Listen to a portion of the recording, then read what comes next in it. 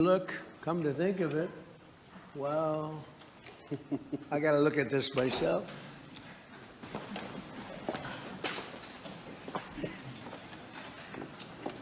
Wow. What a view.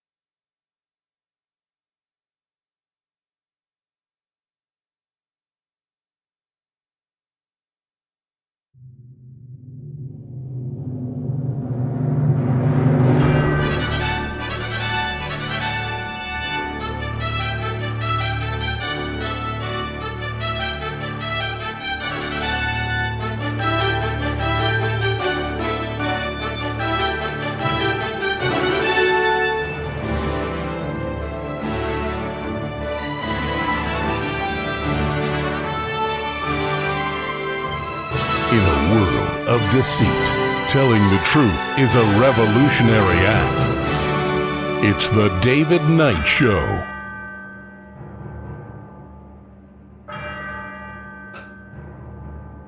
As the clock strikes 13, it's Thursday, the 30th of April, year of our Lord 2026. Well, today we're going to take a look at the Supreme Court. They've made a ruling about gerrymandering. A lot of people saying, wait, this is, we had set-asides or based on race. This is overturning the Civil Rights Act. We're going to take a look at the implications of that and really what is happening with our elections and then what is happening with our wars. As Ilhan Omar said, she made a reference to World War XI because somebody wrote it down, I guess, in her staff as the Roman numerals. I guess she could be forgiven because we're in a constant state of war. Perhaps we have had 11 wars since the World War, but things are only getting worse.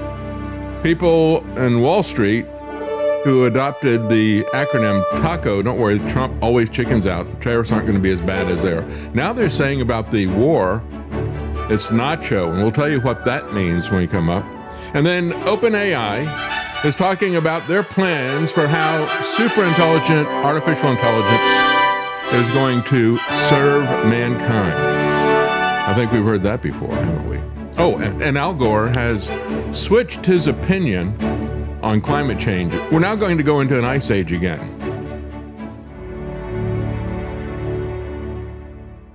Well, let's begin with the Supreme Court. And we have the Supreme Court, first of all, before this big decision about gerrymandering that negated parts of the Civil Rights Act, the set-asides for racial districting and that type of thing. First of all, the Supreme Court sided with a pro-life pregnancy centers that were being targeted by the New Jersey Attorney General. This is a guy who, in response to their previous Supreme Court decision saying, we're going to get the federal government out of this, overturning Roe v. Wade. This is a guy who, in response to that, back in 2022, he put out consumer warnings and alarms, telling people, don't go to these pregnancy crisis centers. Go to Planned Parenthood instead. And he has been joined at the hip with them.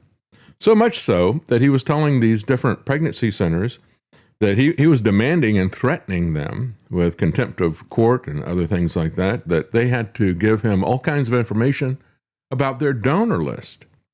So the Supreme Court has now unanimously backed a group of faith-based pregnancy centers in New Jersey to allow them to challenge this in court. Now, I don't know why they needed to have the Supreme Court's permission to challenge this, but evidently some courts said they didn't have standing or something. They appealed that. I'm not sure exactly the basis of it, but what was at the core of all this was really heinous. As I said before, there were 28 categories of documents being demanded by the New Jersey Attorney General, including records with donors' names, phone numbers, addresses, and places of employment. The sweeping subpoena did not explain why the Attorney General sought these records. It also warned twice that failure to comply may render the group liable for contempt of court and for other penalties. So the guy who did this, the Attorney General in New Jersey, a Democrat, of course, his name is Platkin. He's strongly pro-abortion. He had issued the consumer alert that I mentioned before. After the reversal of Roe v. Wade in 2022, he'd announced pregnancy centers.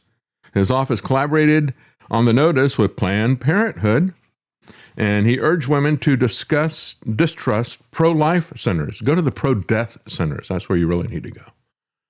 Just amazing. Karen worked as a volunteer for one of these pregnancy counseling places, and they're just trying to help people. They're not trying to kill anybody. But that's what Planned Parenthood is doing, killing for hire. And it truly is amazing what these people are doing. The Supreme Court said that Plotkin's subpoena caused an ongoing injury to the pregnancy center's First Amendment rights and sent the case back to the lower courts for further proceedings consistent with this opinion. So perhaps they lost in the New Jersey courts and they appealed to the Supreme Court. The Supreme Court does do that from time to time. They say, here's what we think about this unanimously. Maybe you should rethink this at the lower court level. So perhaps that's what's going on. An official demand for private donor information is enough to discourage reasonable individuals from associating with a group. It's enough to discourage groups from expressing dissident views, said Justice Neil Gorsuch. I would imagine they could apply that same logic to the 8647 charges that are out there as well. We'll talk about that later. But anyway, there was a brief that was filed by the GOP states, several of them, and filed a Friends of the Court brief. There was also Friend of the Court briefs filed by Democrats, and you had You had 18 Democrat state attorneys general, led by the Massachusetts Attorney General. Andrea Joy Campbell backed New Jersey's efforts to intimidate. And so just think about that. That's why I say, when you look at the state elections, that is really crucial. Don't ignore the power of the states to be evil or to be a defender of what is right. The state elections and local elections really do matter a lot. The U.S. Conference of Catholic Bishops, the Arizona Legislature, and various other pro-life groups have supported the center who was appealing this and saying, we're not going to be forced to turn over all of our records to you, which then brings us to the Supreme Court decision that everyone is talking about, and that is the weakening of the Voting Rights Act.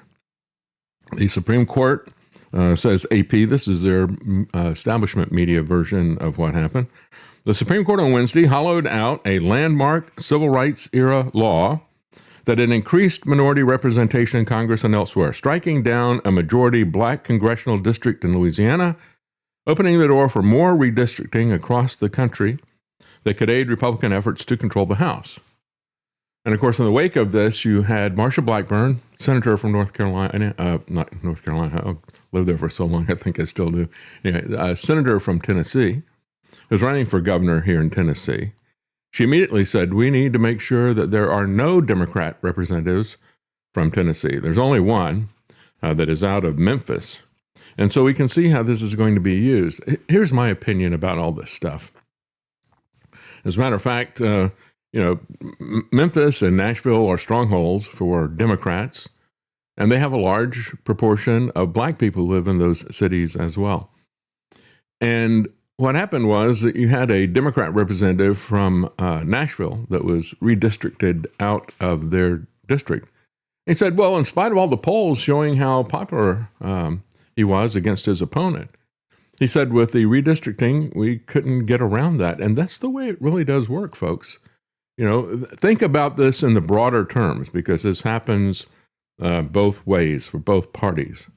And I saw this happen in North Carolina. I've talked about this many times. In 2008, Obama carried North Carolina. But by the midterms, people didn't like what they saw. And so what happened was there was a backlash in North Carolina in 2010. All the elections went to Republicans, except for congressional races. It was the first time Republicans had had control of the state, House, and Senate since the Civil War, since Reconstruction, the very first time. And that was the backlash on it. However, in spite of this massive sea change of people going from Democrat to Republican in North Carolina, you had zero change in the congressional delegation. But 2010 was a census year. And so the new Republican majority redistricted after that. And then after that, the next election, you had a big change in the congressional makeup that shifted towards Republicans. Now, what's the lesson of that? Well, the lesson is that even though, when you look at the election in 2010, even though North Carolina was swinging heavily Republican, not a thing changed in congressional representation because of the Democrats' gerrymandering.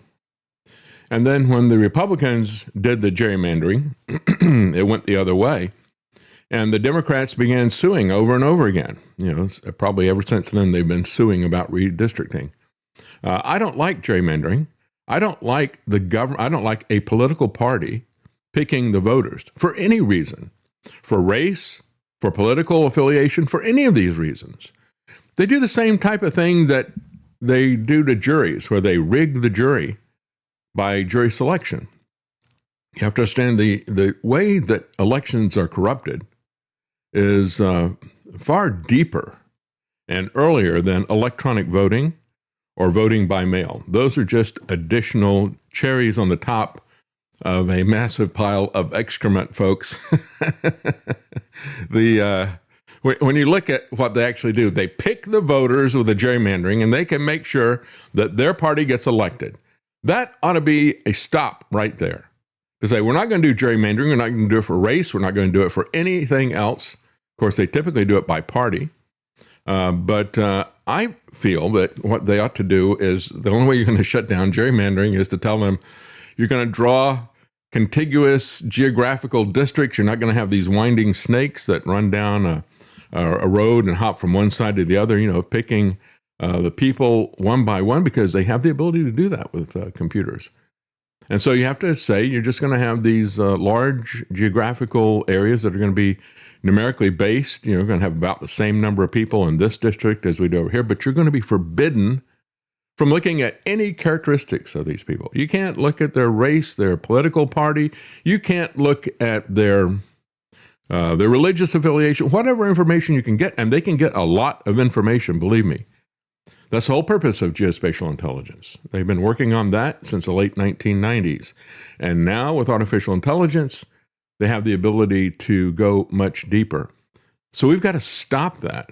We've got to make it illegal for the people who are drawing up these congressional districts to look at anything other than a just gross head count. We're going to have about the same number of voters in each of these congressional districts. End of story. If you do anything else, you're going to be pawns in the hands of these two corrupt political parties that I despise. You should despise them as well. You should look at what both of these parties have done over the longest time and not want to have anything to do with them, and not give them the ability to determine who the voters are going to be in a district, who's going to get on the ballot. They control that very heavily. Who's going to get into the debates? I mean, if we can't select the candidates instead of them selecting the voters, if we don't have an open ballot, if we don't have open debates, what's the point of an election? That's the real bottom line here. So don't get caught up in the civil rights stuff and racial quotas and districts. They shouldn't know anything about you. It ought to just be a head count situation. That's what I believe about this. No rigging is the only way that you're going to be able to stop the gerrymandering. It was something that was done from the very beginning. I mean, they didn't have that kind of granular information, but it started at the very beginning of America. Gerrymandering has been around forever. They were the ones who came up with that. They drew a district. The guy said, it looks like a salamander. And so they called it gerrymandering. I don't know if the guy's name was Jerry or not, but you can do that type of thing by figuring out, well, I know that in a city, the people are predominantly voting for one particular party or the other, typically Democrats. So we're going to go through this city, and we're going to include that. That's going to be a safe congressional district for the Democrats. Is what they would do. But you need to, as much as you can, prohibit that, and certainly prohibit them from going down to the granular detail that they're currently doing, where they can go down the street and jump from one side to the other. It was that way 30, 40 years ago when I was running for Congress. They had a congressional district in North Carolina that did exactly that. It snaked through, and I forget the name of the road, but it just followed this road, jumping from one side to the other, picking the political party that they wanted to stick into that congressional district.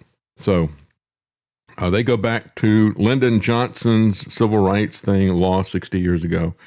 And I just got to say that if I see anything with Lyndon Johnson's signature on it, I would immediately throw it in the trash can. Maybe that's what's happening. Get that out of here. That's right. Deep six that. 86 that, yeah. So anyway, this was something that was a pretty strong decision by the Supreme Court. Kagan said the upshot of the decision is that states can, without legal consequence, systematically dilute minority citizens' voting power. Let me just say that the gerrymandering dilutes everybody's voting power. What the gerrymandering does is it empowers these political parties. And of course, they fight each other, but they're not about responding to us. We have absolutely nothing, no input into this. We can't pick the candidates. We can't see them debate each other. And they pick who the voters are going to be in a particular district. And you can't get around that, quite frankly. It's such a powerful thing that they do. Meanwhile, the response from Republicans in the White House says this is a complete and total victory for the American voters. Well, no, actually it isn't. Because there's still, as long as they're doing gerrymandering, as long as they've got the ability to look at various factors. I mean, the other thing they can do is they can play games with, not just with race, they can look at your income and other things like that and make assumptions about that. So it is a sordid business, this divvying up by race, said John Roberts. Well, the reality is that they're divvying up this by political party. That's what's really happening. The political parties have assumed and usurped a lot of powers that they should never have. So that gets us back to Marsha Blackburn. And this is what it looks like. And this is what it's going to look like. The opposite of this is what it's going to look like in Democrat states. You think this is only going to go one way? If you're caught up in this partisan nonsense, again, the founders of this country wanted to have nothing to do with political parties, partisan clubs, and all the rest of the stuff that everybody wants to identify with. It was anathema to them. So she said she's calling for a special legislative session to eliminate all Democrat House seats in Tennessee. Well, that shouldn't be her decision. And it shouldn't be the politician's decision. Again, that tells you right there they don't want elections, right? We're going to decide how many the other party is going to have. And you see this happening everywhere. It's happening in Texas. It's happening in Florida. It's happening in California on the other side. And you've got some Democrat states that are doing this as well. And as a part of this, that's why I talked about the Memphis representative, Stephen Cohen. He is the only one out of the congressional delegation from Tennessee. They have 8 Republicans and 1 Democrat. That's 1 Democrat too many, she says. Well, I would not necessarily disagree with that. I would just disagree with her methods, which I think are really important. I think the means that you do is more important than the end in most cases.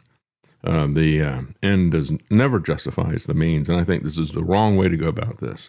They want to double down now on gerrymandering. And so we're going to take a quick break. And hold on before we do that. We've got many comments, and of course, there's something very special happening today. It is my dad's birthday. And so we say, happy birthday, David Knight. And we have many birthday wishes, which we're going to get to now. Exactly. You got to have a little fanfare now and then.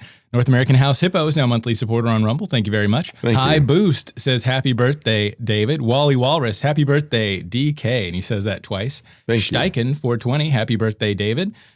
Steve Evs, oh gosh, happy birthday, David. Kuda Bing, happy birthday, David. I'm Marty. Thank you very much for the tip. That's very generous. He says, happy birthday, David. Have a fire extinguisher on cake standby, just in case.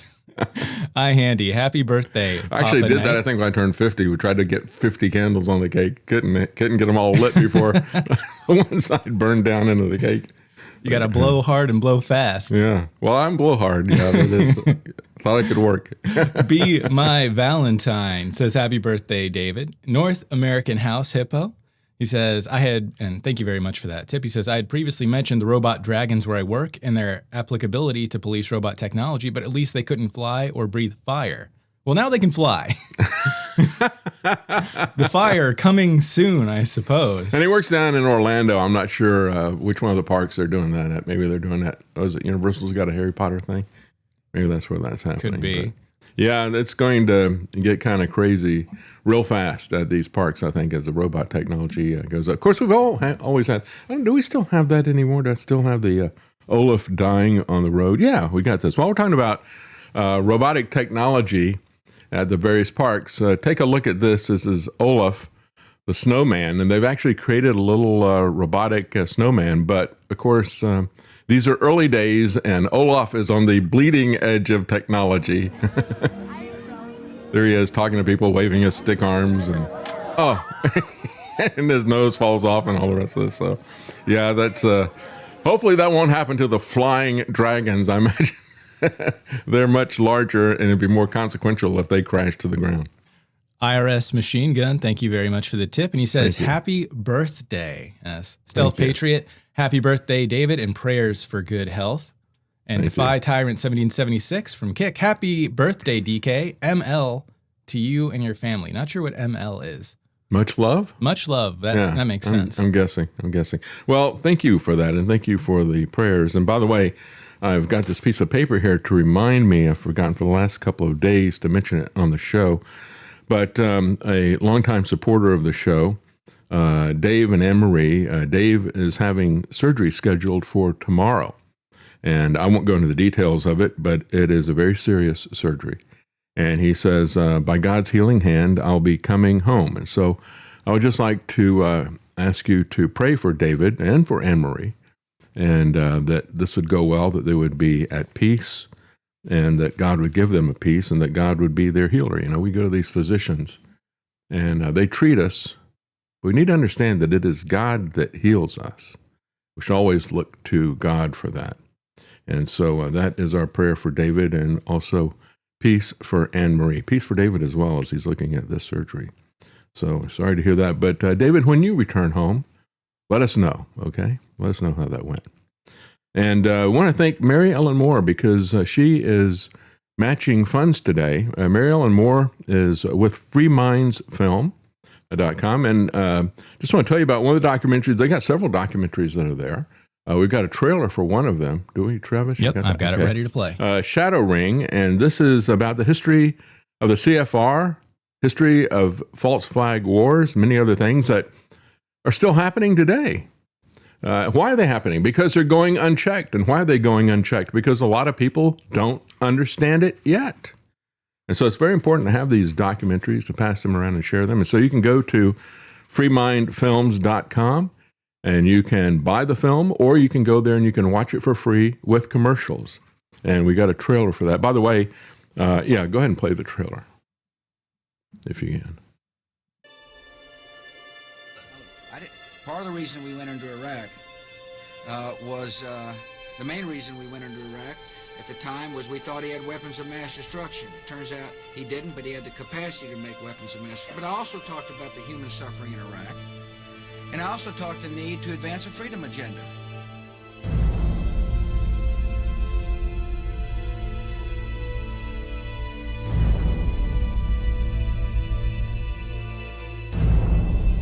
To have any people being paid by the CIA who are contributing to the National News Services, AP and UPI. Well, again, I think we're getting into the kind of detail, Mr. Chairman, that I'd prefer to handle in executive session. The event seems to be something other than what it truly is. They're playing chess while we're not even playing checkers yet. Either you are with us or you are with the terrorists.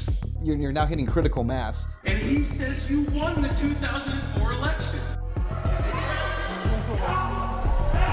Because if you listen to most media, a conspiracy theorist or conspiracies are all urban legends. I think that we have noticed over the years that some of the events that led up to war were not accidental.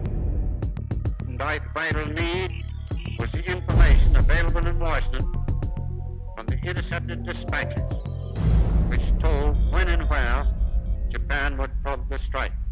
Could we have been lied to about everything?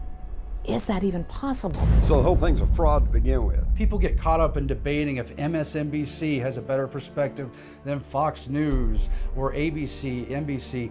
These are a very narrow window of information. If you don't toe the line, if you're not official corporate media, it doesn't matter how big your audience is. We're going to control the conversation. If you can be an appropriate mouthpiece for government, if you're not going to challenge the paradigm of statism, we will give you access.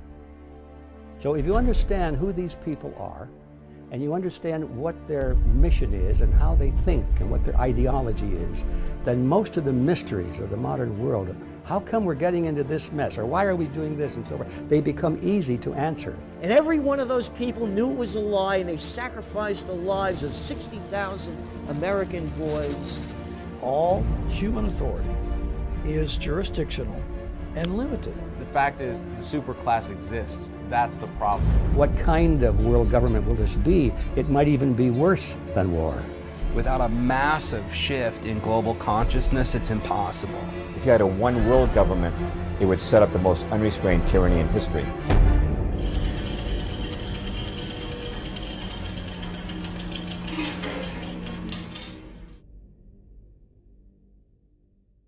That's right. You have a one world government and the most unrestrained tyranny in history. That is what we're looking at, folks. That we're right on the cusp of that. People need to understand where this is coming from. And of course, ultimately, the power that is behind all this, the greatest conspiracy, is satanic. And we have to understand that that is the foundational thing. So we should not be surprised when we see the satanic child ritual abuse, the pedophiles and all the rest of this stuff. This is what these people are. And as you look at the push for psychedelics and other things like that, true pharmakeia, true sorcery that's out there, and you look at the reinvention, in my opinion, of the Tower of Babel, that's basically the way these people see artificial intelligence.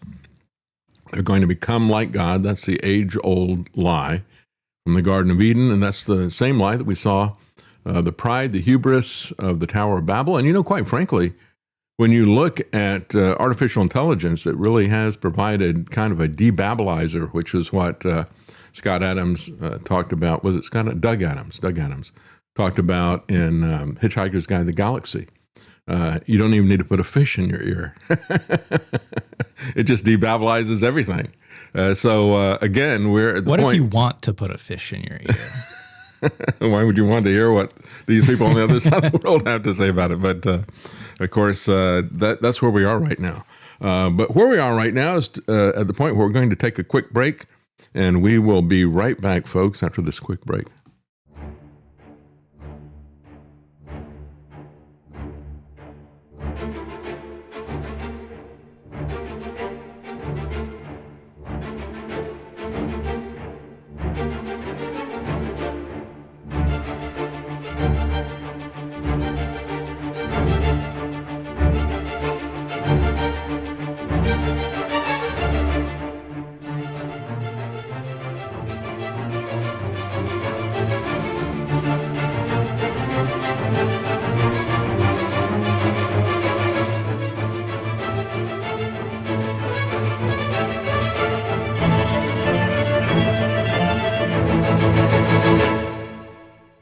You're listening to The David Knight Show. Hear news now at apsradionews.com or get the APS Radio app and never miss another story. Welcome back, folks. Sorry to cut you off, but we have more comments and tips. G-Talent60, thank you very much. You heard me taking the breath. Exactly.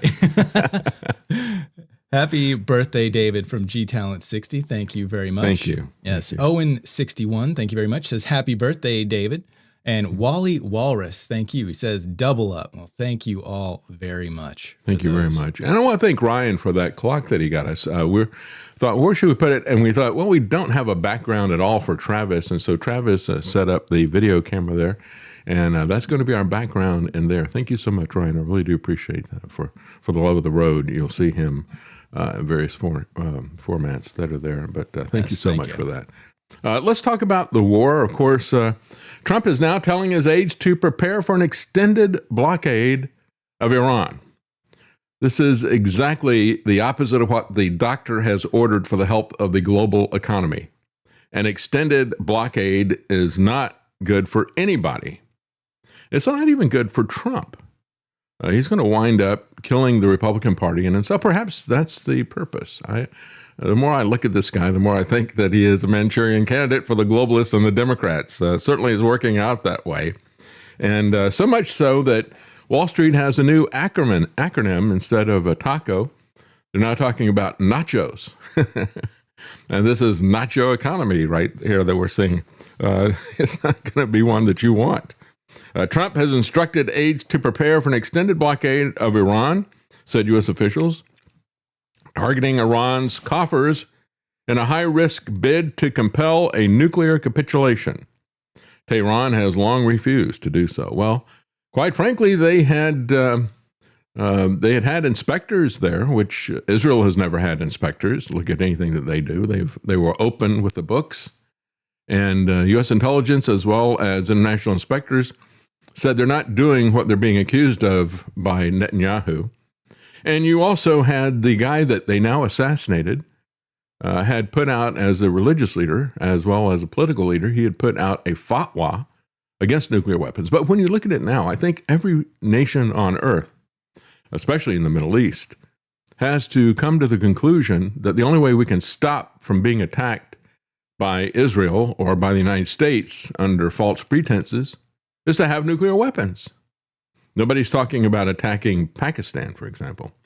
And so when we look at this, remember we had people like Ben Shapiro mocking those of us who are saying this is a quagmire, this is a path to a global depression, a global war. He said, oh, listen to these doom and gloomers. No, it's going to be in and out. It'll be real quick. It'll be a piece of cake, right? And so these statements by Ben Shapiro are not going to age well. And we'll play those again for you in a little while. But tomorrow is the day, supposedly. The real question is, what statements of Ben Shapiro's have aged well? I can't think of any. But, tomorrow is the magic day, right? We have a constitution that says that Congress will declare war. They've ignored that and they passed their own law, which again, you can't just ignore the Constitution and be a legitimate government. The government in Washington, folks, is completely illegitimate. Republicans and Democrats are usurpers. They have no authority. They swear to uphold the Constitution, then immediately ignore it on everything. You even had Speaker of the House, the squeaker that's in the House, Mike Johnson, saying, we can't have search warrants. Can you imagine how long that would take if we encumbered law enforcement? Yes, I can imagine encumbering law enforcement. I can imagine that's what exactly needs to be done. But the utter contempt that the Speaker of the House has for this is just jarring if you look at it. And so tomorrow, so they ignore the Constitution and the fact that Congress needs to declare war. And they passed a War Powers Act that says that the president can go to war without Congress. But he can only do so for 60 days unless they agree to it. Well, guess what? Day 60 is tomorrow. They're not really even talking about it. And the mainstream media is not really talking about it either. I've only seen, as I look around, I only see one article that is talking about this impending deadline that is happening tomorrow. Of course, they're going to find some way to just rubber stamp it or to move on or to ignore it. I mean, if they can ignore the Constitution, can't they ignore their own law that they created? I guess they can.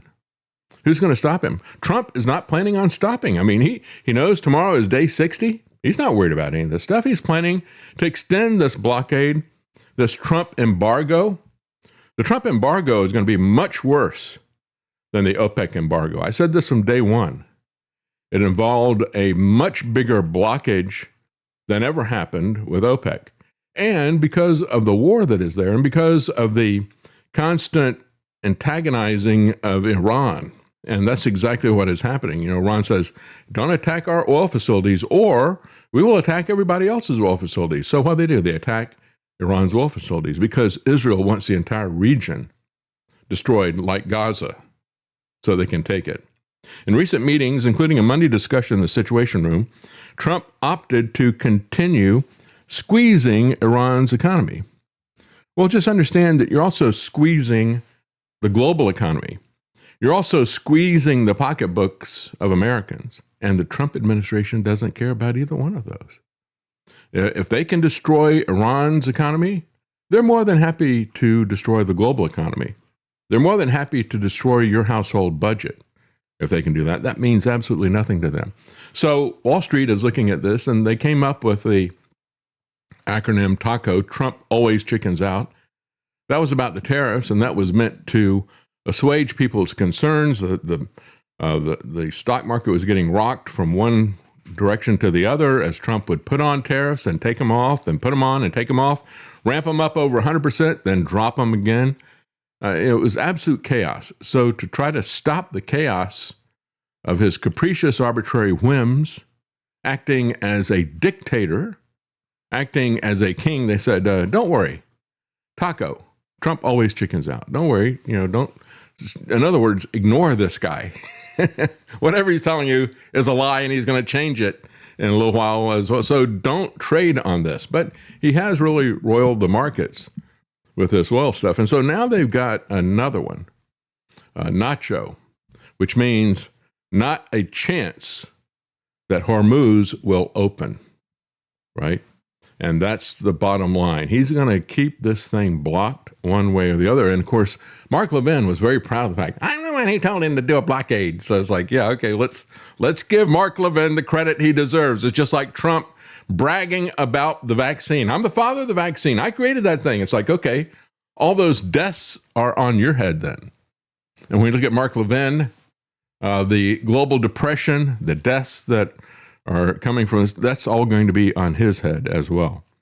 So Bloomberg columnist Javier Blas revealed Nacho on Wednesday. He said he didn't come up with it. It was a trader who told him. That's what they were talking about on Wall Street. And again, not a chance Hormuz opens. So it said the shockwaves have been sent through global markets. Oil prices extended their rally on Wednesday. Brent crude climbing above $114 a barrel. The U.S. benchmark, West Texas Intermediate, surpassing $103 a barrel. You know, when all this began, Iran said, you're going to see oil at $200 a barrel. And now you got some financial analysts and banks saying, yeah, we could see oil at $200 a barrel. This is another thing that was poo-pooed by the Zionists and the warmongers. Oh, don't worry about that. It's not a problem. This is going to be a piece of cake. What they meant was it's not a problem for them. You know, they have an unlimited amount of money to play with. No, that's right. Don't worry about it. We'll be fine. That's right. Well, I wasn't really concerned about you in the first place, bud. That's right. Gasoline prices have surged by 40% in just 2 months because of what Trump has done. In 2025, Wall Street coined the code TACO to try to keep the market cool. But now they're looking at this and they're saying, well, this guy is completely out of his mind. Trump is threatening steep tariffs. The markets plunge, and days later, he backs off in a way that prompts a rebound. That was what TACO was about. However, with the Hormuz impasse, it's very different. The frustrated president has gyrated between claims that Tehran is begging for him to end his blockade, and then he switches around. He has outbursts that are threatening to have more strikes and to kill everybody in the entire civilization if they don't reopen Hormuz. So what is it? You know, this is the thing about Trump. He can't get to a speech without contradicting himself. Clearly, you know, we're winning. But hey, if you guys don't help us, there's going to be consequences for NATO and all these countries that don't help us. And the same thing happens really with Pete Hegseth. He went before Congress, and they asked him questions about the war. And notice how this guy, in just a little 2-minute speech, completely, he tells 2 different contradictory lies in 2 minutes. Because he can't make up his mind which liar he's going to follow. Is he going to follow the Trump lies, or is he going to follow the Netanyahu lies? So he tells lies from both of them, and both of them are telling different stories. Their nuclear facilities have been obliterated. Underground, they're buried, and we're watching 24/7. So we know where any nuclear material. Reclaiming my time for a quick second here.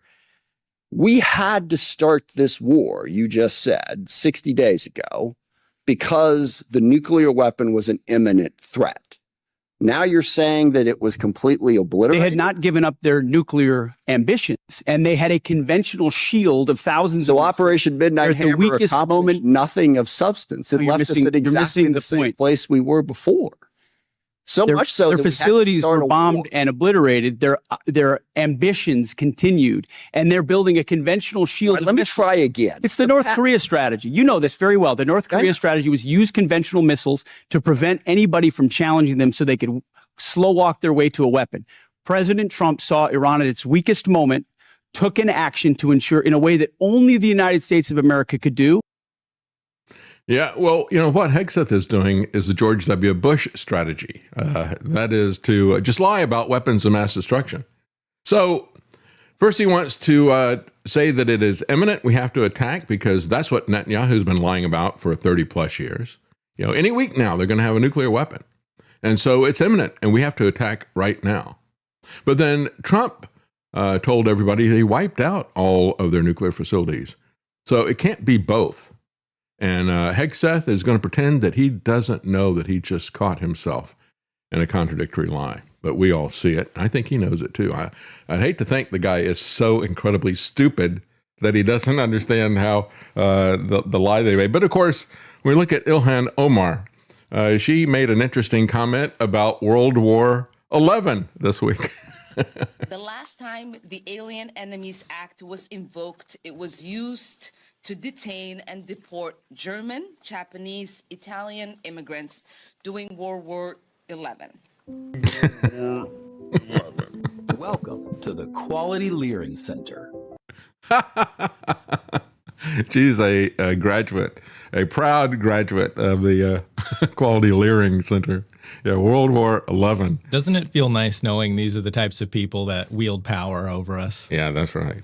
I'm so glad Ilhan Omar is in office. Yeah, it would be very frustrating to think that politics was the highest power that's out there, but we know there is a higher power. No doubt about it. Well, $200 oil, nacho, could tip the world into recession, says one global bank. Of course, we don't need the word of a global bank. We already know that. Anybody with any common sense knows that. The prospect of oil reaching $200 a barrel doesn't seem so far-fetched now, given the front month of Brent oil contract was trading at over $114 a barrel on Wednesday, up 88% so far this year. Trump did that. Trump did that for Netanyahu. You know, Iran said 200 quite some time ago. Again, as I said, Ben Shapiro poo-pooing that, the Zionists poo-pooing that. It's going to be so easy, they said. But even in the base case where oil prices don't reach this high, the French bank expects a first-half average of over $100. The global economy is dangerously close to how the BNP, the French bank, defines a recession. They're forecasting 3% GDP growth. They define a recession as anything that is less than 2.5%. So we're splitting hairs in statistics here. And depending on how you calculate it and measure it, you know, just like the inflation rate or the unemployment rate, we have armies of bureaucrats who can spin and twist that data to give the result that they want, but we know what it looks like.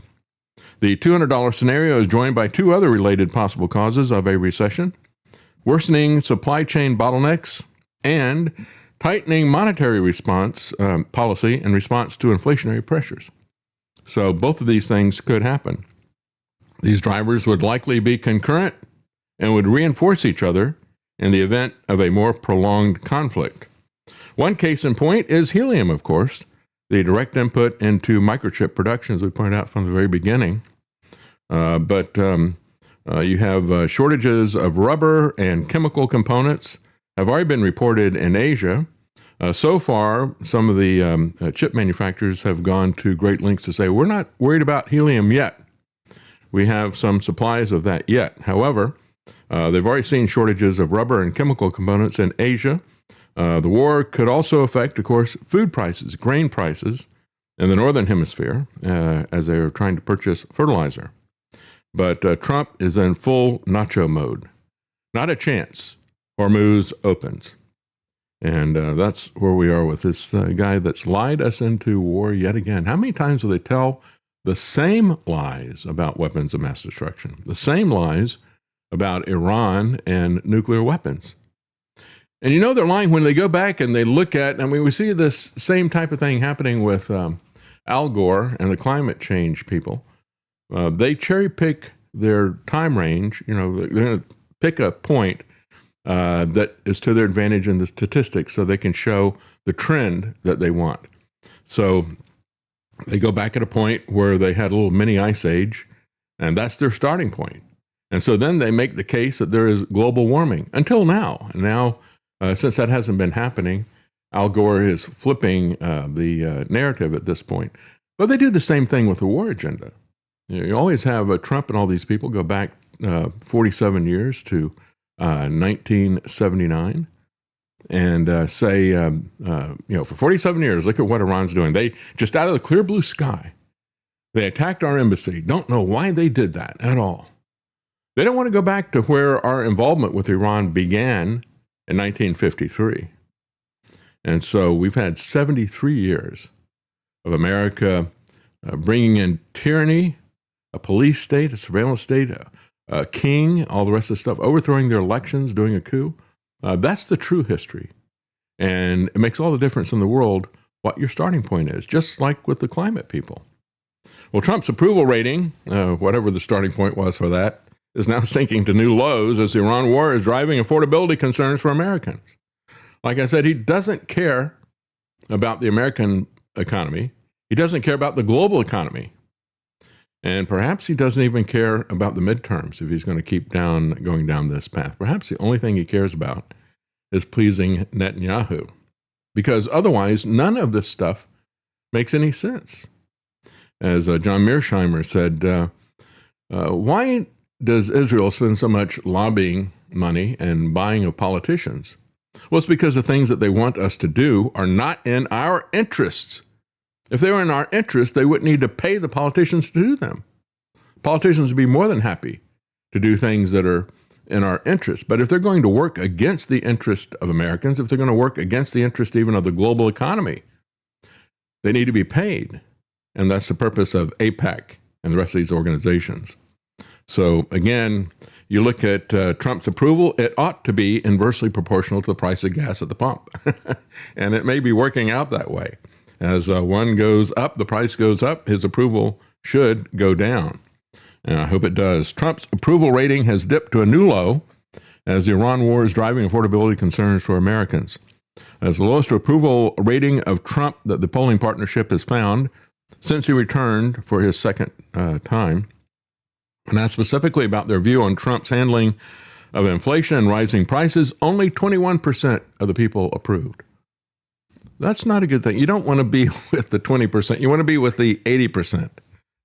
Maybe somebody needs to explain that math to him. I guess, he and his advisors are looking at it, goes, well, there's a couple of different ways you can calculate percentage, right? These are the people telling us that he did a 600% reduction in prices. They're probably telling him that the 21% approval rating is a good thing.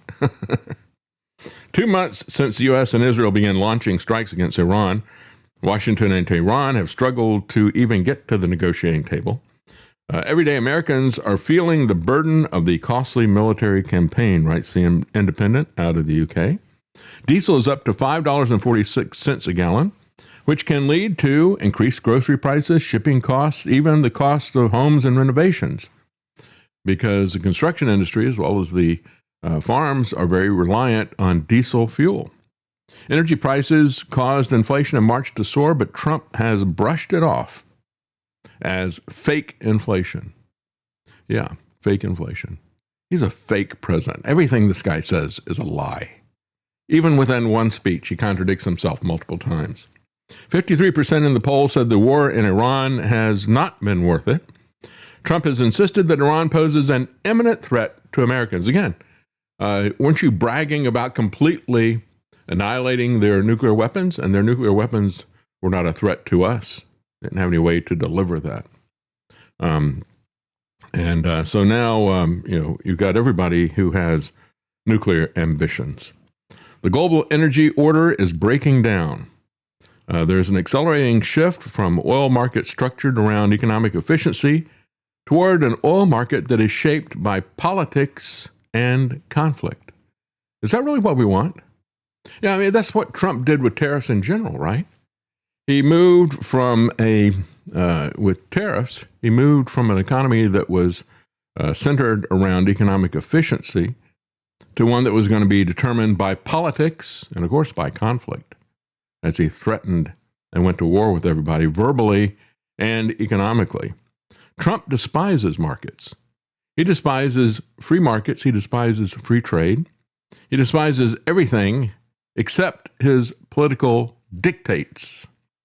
A fractured OPEC, a blockaded Persian Gulf. The Iran war is scrambling the long-standing foundations of the oil market, ushering in a more fragmented, potentially more volatile energy world. The free flow of petroleum across oceans is out, and resource nationalism is in.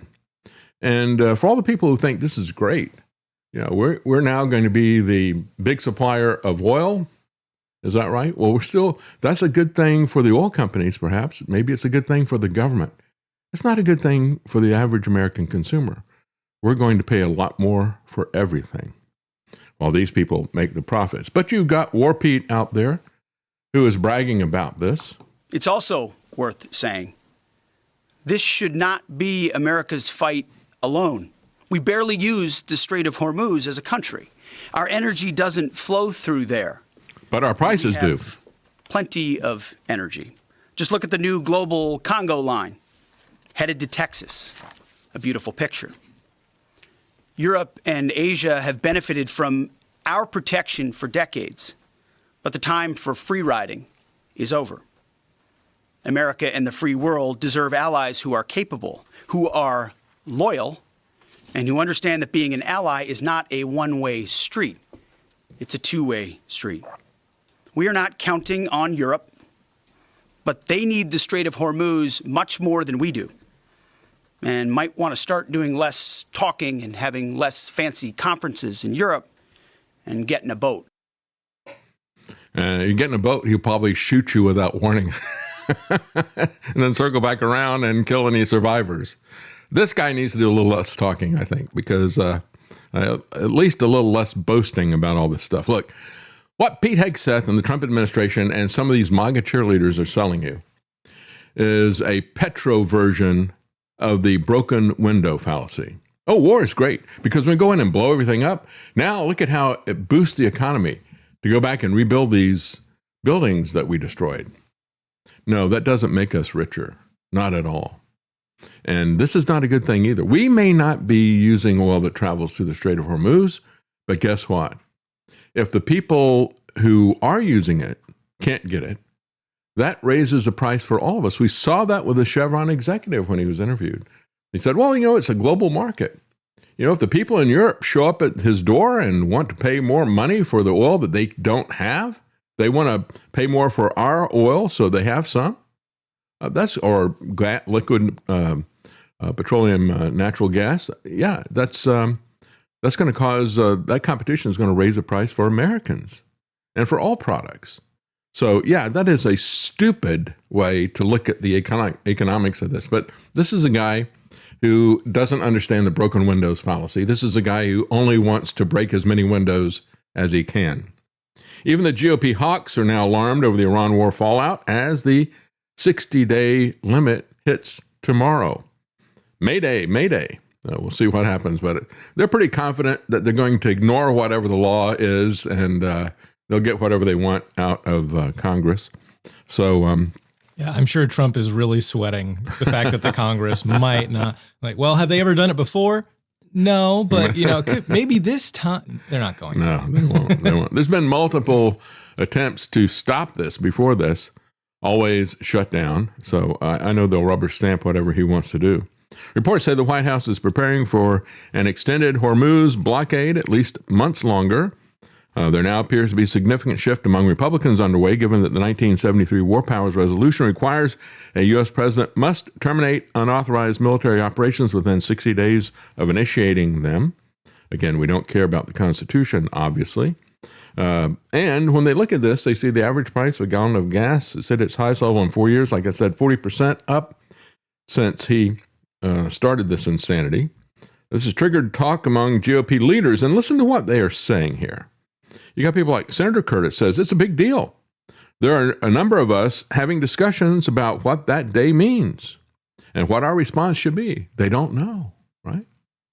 Senator Collins, 60 days is a trigger that requires Congress to act. Don Bacon, we haven't been doing combat for the last 2 weeks. I think it merits discussion, but in the end, I want us to finish the job. So yeah, maybe we just deduct those ceasefire things and get another 2 weeks out there. Maybe we play that game. Senator Hawley says Rubio has been pretty careful to comply with the statute. My hope is that they will notify us that they are drawing down offensive operations. That's not going to happen. They've already put that out. Senator Murkowski says you've got to talk to us. She warned if that doesn't happen, you may see a change in the situation in Congress. So yeah, flatter us and we'll help you to do whatever you want. Then you got Senator Tillis, who says this is going to be weeks or months away from resolution, more likely months. So why not send a very clear signal to Iran? Let's authorize the war for another year. That's likely what you're going to get from these people. The statist. Well, it's probably going to happen anyway, so you might as well rubber stamp it, right? That's right. Yeah, let's send a message to Iran. Let's tell them we're in it forever. Because, that's the way we win wars, isn't it? We stay in Afghanistan for 20 years and then leave in a panic. That's the way we win wars, isn't it? High oil prices are a risk for Trump's fellow Republicans ahead of the midterm congressional elections in November, said Reuters. That absolutely is the truth. Meanwhile, we have airlines across Europe are saying many of them are circling the drain, ready to go out of business. But even the big guys are shutting down massive numbers of flights as they're looking at the fuel situation, both the cost and the availability. Airlines go bust 2 times a year in September and February. Airlines with weak liquidity positions will come under immense pressure in the September timeframe, they said. German carrier Lufthansa has cut 20,000 summer flights across Europe, saying that higher fuel costs have rendered many routes unprofitable. That's right. So when we look at this, jet fuel prices have doubled. We look at gasoline prices, they've gone up by 40%. Diesel has gone up more. Jet fuel is the one that has increased the most. It has doubled, 100% increase. You have to explain that to people, the Trump administration and RFK Jr. Yeah, when it doubles, that's a 100% increase. You can have more than a 100% increase, as we're going to see with many products, thanks to Trump, but we're not going to see a 600% decrease of anything. So again, when we look at this, they really don't care. It doesn't affect them. He's just concerned about his bunker, right? This is the Hitler mentality, right? Trump is going to be raging in that ballroom bunker, and he doesn't really care what happens to the rest of us, whether we get bombed or whether the economy tanks. It's not his concern, really. Well, that's what BBB stands for, Build Ballroom Bunker. That's right. And then build back better after they've destroyed everything in the world. Well, we're going to take a break, and when we come back, we're going to talk about some other issues in the news. And I want to get to what is happening with OpenAI and their plans of global domination. We just had a trial that began between Elon Musk and Sam Altman at OpenAI. Because remember, Musk was at OpenAI, and the whole purpose, as the name sounds, was they wanted to make this open source and things like that. And it was supposed to be a nonprofit. Sam Altman somehow maneuvered his way in, took control of the group, and turned it into a for-profit thing. And so there is a lawsuit that's going on between the two of them, and it's in its early stages, so there's not really anything to report yet. It's just that Elon Musk, when he refers to Sam Altman, he calls him Scam Altman. I think that is a spot-on nickname for Sam Altman. Everything he does is a scam. When you go back and look at the first time I ever saw this guy, he had this creepy orb that he was sending around. He had some kind of world coin thing that he was doing. If you would look into his orb, it could get a biometric reading on your retina, or I think it was in your eye. But basically, it would get a biometric reading of your eye and put that into his database, which he was going to monetize. But in exchange, and as an incentive, he would give you some worthless crypto in a coin that he had, a meme coin that he had created. Remember, folks, if the technomancer tells you to stare into his orb, don't do it. That's right. Isn't it interesting when you look at Palantir and you look at Scam Altman, how they constantly got this thing, look into this orb. Look into the Palantir. Look into my little thing here. And don't worry, we're going to take care of you. We're going to give you a little bit of a worthless meme coin for exchange. And I'm going to take that global database of billions of people that I hope to have, and I'm going to get rich off of that global database. I'll be selling your information everywhere. So, but before break, we have a lot of comments, and we have Guard Goldsmith saying, "Happy birthday, David. You are the best." Well, thank you very much, Guard. And from there on, also thank you for the tip. That is generous. Thank you. North American House Hippo says, when Mike Waltz says Iranian infrastructure is fair game because it was all built by their military, remember all the dams and bridges and highways here in the USA built by the Army Corps of Engineers. Yeah, that's right. Absolutely. Yeah. So this is a thing. It's like, what makes them think that these chickens aren't going to come home to roost in America? I mean, the easiest thing in the world would be for somebody to come across the border and do a terrorist attack against our infrastructure. We've seen this going on, and I made that point about Iran from the very beginning because that's what we see continuously in the Russian and Ukraine situation, attacking each other's infrastructure. Iran's not stupid, and what is stupid is our foreign policy to initiate war. Is evil as well. Go ahead. Yes, and we have Spencer DeLong gifted a sub on Kick. Thank you very much, Spencer DeLong. Atomic Citizen has gifted 5 subs. Thank you very much, Atomic Citizen. So if you're on Kick, check. You might have gotten a free sub. North American House Hippo says David's comparison of Melania Trump to Green Acres Lisa Douglas is scarier than you think. It's only a matter of time before Melania shares her favorite hot water soup recipes. And a Syrian girl says, if we don't get rid of the Trump regime and fix the Iran problem soon, a lot of people are going to die in the cold next winter. That's right. When you look at this, and as I said, we don't have any good choices, right? I can only think of one person who is usually right on the issues, and that's Thomas Massie. And they're after him as hard as they can go. But he can't change everything. And there's not any change or hope that's going to be coming out of Washington one way or the other. And so we have to try to stop what the Democrats are doing at the local and state level. We have to try to stop what the Trump administration is doing at the international level by stopping the Republicans.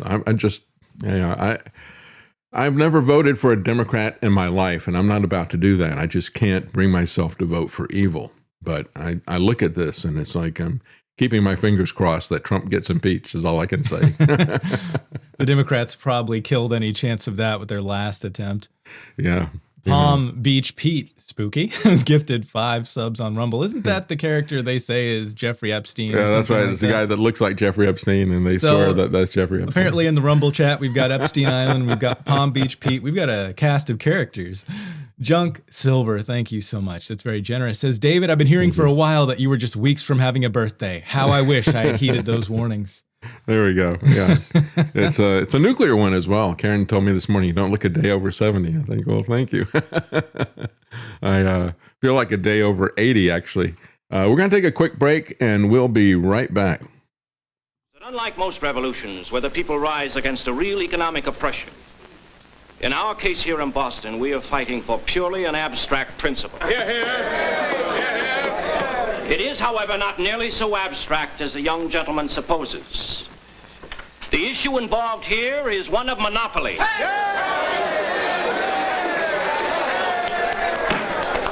Today, the British government will monopolize the sale of tea in our country. Tomorrow, it will be something else.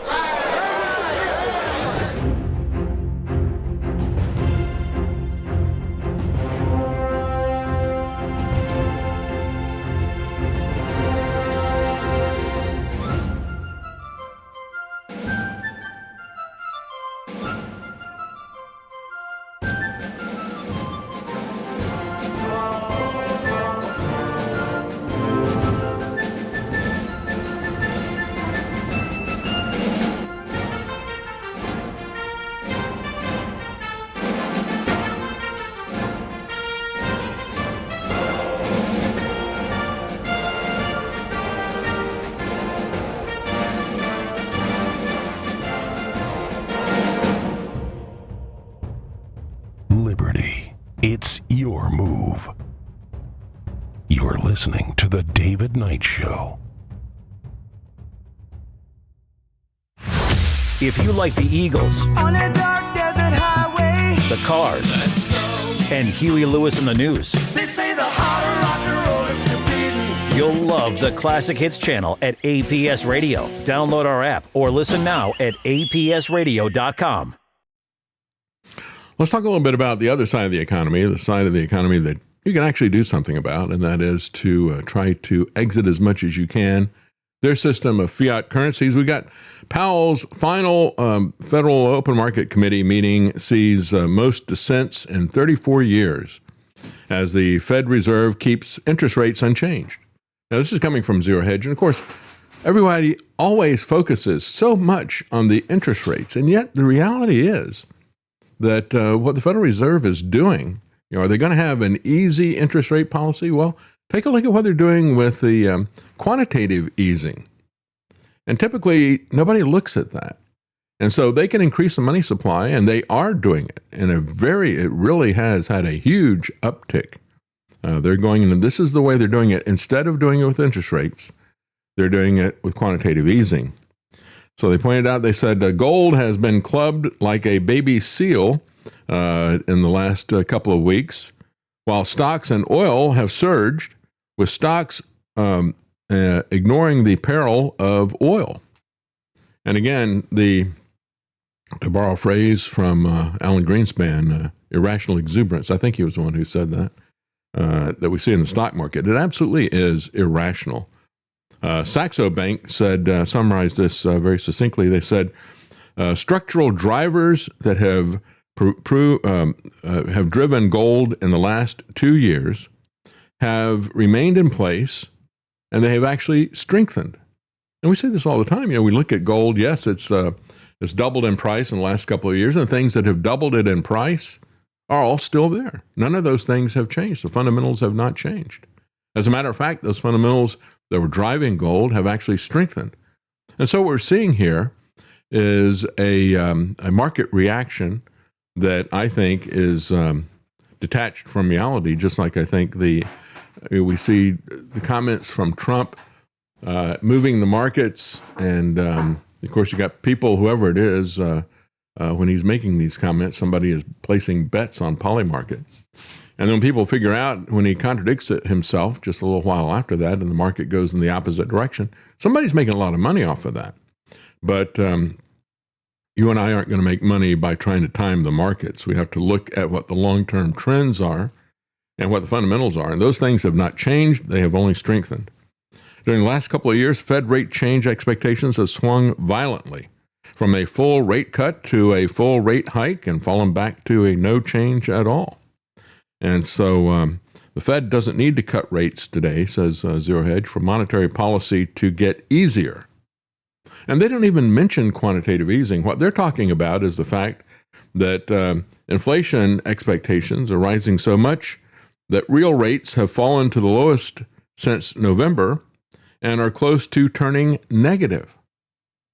And so when you look at this, one of the things that happens when you look at the Federal Reserve's ability to affect the market, when they artificially lower the interest rates, that helps the federal government. It helps Trump because that takes down the amount that they have to pay on the $40 trillion of debt that they have. But it doesn't really help us when we buy houses or credit cards or other things like that, especially houses, because people are looking, the short-term rates can be set by fiat by the Federal Reserve, but the long-term rates are still set by the marketplace. So you got to get a private bank or an investor who's going to loan you money for a 30-year period of time. They have to look at what they think inflation is going to be over that period of time. And if the Federal Reserve is lowering rates and creating inflation, that's why we have seen the Federal Reserve lower rates and we see home mortgages stay the same or go up because the market determines that those policies are going to be inflationary, but they don't look at the quantitative easing that is happening there. Meanwhile, you got a Senate Republican saying the quiet part out loud. He says, Jerome Powell ought to just leave the Fed and cash in. He hasn't cashed in yet. He's got a net worth of over $75 million. I would say that's cashing in. But he says, yeah, you just leave the Fed and he can go work in the private sector or whatever. Or who knows? It's crazy that by our standards of corruption that, Jerome Powell is nothing. Well, he hasn't even begun to loot. Yeah, that's right. He'd get some serious money now. He's only got $75 million. Well, what a pauper. Again, when you look at Trump coming after him, it was just a political persecution that he was doing. It was putting pressure on him to get him to lower the interest rates. You think Trump's going to get the new Fed chair to lower interest rates? You think he's going to be able to get the Federal Reserve in general to do that? He's always been able to do that in the past. When Powell would not lower the interest rates, he came after him for prosecution. And where did he turn to? He turned to Jeanine Pirro, the Fox News analyst. Just like Hegseth. And so she starts an investigation of him. And, over this remodeling of the Federal Reserve. And yeah, it is scandalous. I'm sure there's something there. If they're going to spend $2 billion remodeling a building, how in the world could that even be the case? Yet, Tom Tillis said, I'm not going to move to approve the new Fed chair until they stop this investigation of Powell, because he saw it as political warfare, as lawfare against him. And Powell said the same thing. He said, I'm not going to leave the Federal Reserve unless you stop this investigation. And so on Friday, Jeanine Pirro showed that this was just a political investigation. She ended it on Friday. So that clears the way now for Powell to leave and for the new guy to come in. And of course, Powell would not be the Fed chair, but he could stay on the board and be a thorn in Trump's side. Typically, what happens is they usually leave after they're no longer the chairman. But he had indicated he might stick around. So in announcing the conclusion of her investigation last week, Pirro noted that she had asked the Federal Inspector General to investigate the project, which was subject to cost overruns due to increased material and labor costs, among other reasons, according to the central bank. So again, try to walk this thing back. She was just doing his bidding and charging people with crimes just because Trump didn't like them. We see this over and over again. The closing of the probe then opened the door for Senator Tom Tillis to back the nomination of Kevin Warsh. Tillis had previously said he could not vote to move Warsh's nomination in the Banking Committee to the full Senate until the investigation had ended. So there we go. The Trump regime, yet again, we see how they're nothing but a bunch of thugs, gangsters, and Fox News commentators. Hard to say which one of those is worse. Yeah. Meanwhile, we have in Fort Knox, an article from Mises.org asking about the gold in Fort Knox. We had this situation with France, and they said, well, we sold our gold that was being held in the U.S. vaults because we wanted to get it according to European standards. And a lot of people said, well, I think that's kind of phony because gold is gold. Well, it turns out that according to their own records, they believe that the gold that is in Fort Knox is not up to the quality of 0.999 fine gold or whatever, and that has now become the standard internationally for the gold coins that you get and all the rest of these things. That is the standard. But because they had confiscated gold, it really kind of goes back to the history of the Federal Reserve and FDR confiscating gold. It's all part of this corruption, and a corrupt government actually corrupted the quality of the gold, if it's even there, in Fort Knox. And of course, that's the other part of this. There's been no audits about any of this stuff. And by their own admission, only about 17% of it is of the quality and purity that is something that is used internationally now. So there's an international standard of purity. This falls far short of it because they confiscated a lot of gold from Americans, melted it down, put it in their vaults, and even if it is still there, it is low quality. So the French central bank This gold is so low quality, it's only fit to be turned into sneakers. So don't worry, guys. I'm sure the next round of Trump sneakers will be hitting the shelves soon. Well, they can use it for the ballroom or for some That's more right. statues They can of plate Trump. all the toilets in the ballroom gold. That'll That's be right. great. That's right. Well, you never know how many statues Trump is going to need to have of himself. And so that might be the way that they use this stuff. America's gold is valued at $42 per ounce by statute. It's more than 100 times that in reality by the marketplace. According to the London Bullion Market Association, gold bars must contain 350 to 430 fine troy ounces and have a minimum fineness of 0.995 parts per thousand to be acceptable for international settlement.